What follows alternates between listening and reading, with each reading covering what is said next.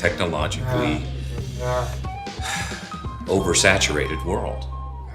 How do we live wisely in that world? One of the things I talk about in the book is boredom, and which is a totally modern concept. Right, You probably right. know, like the word doesn't even appear in any language until the 19th century, really. And that word means something different for our kids than it did for us. Yes, that's interesting. Right? Right. It just continues to get tighter and tighter. Yeah, right. The impatience keeps getting amped up, right? And one of the things that I don't know if I even quite say it in the book, The Tech-Wise Family, because I'm not sure I thought this through, but I've realized all creativity is actually on the other side of boredom. So all my most genuinely creative moments in my life came after some stretch of time when I just didn't know what I was doing, felt lost, was sometimes literally felt bored. But then it's in those blank spaces that something starts to happen.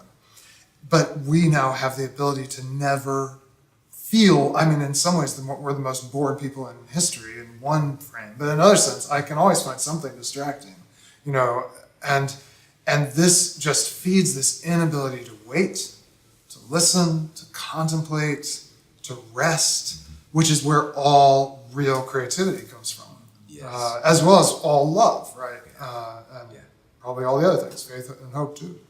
Which then when you start to speak about that and our discomfort with boredom, it takes me to the word anxiety. I don't know that we've, I don't know that we live in a more, so Edwin Friedman, A Failure of Nerve, one of my all-time favorite books. Amazing. So this guy's got like the former rabbi, family systems therapist. So it's like just what an interesting blend.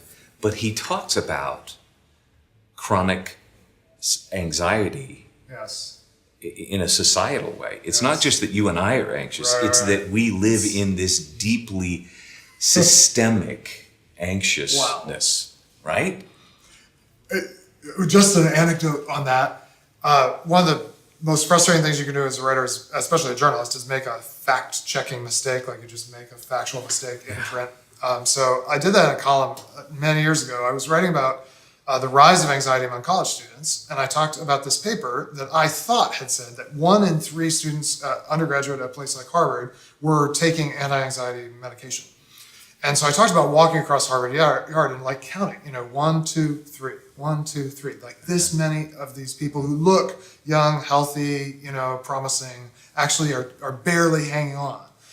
It turned out I had misread the paper. It was like 1 in 8 or something like that. Now, today, 20 years later, it is 1 in 3.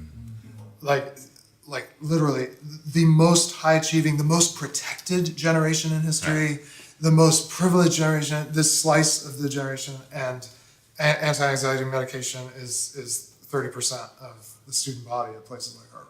We're trending in the wrong direction. Oh my gosh. And weirdly, anxiety is widespread, but the objects of the anxiety differ. So when you talk to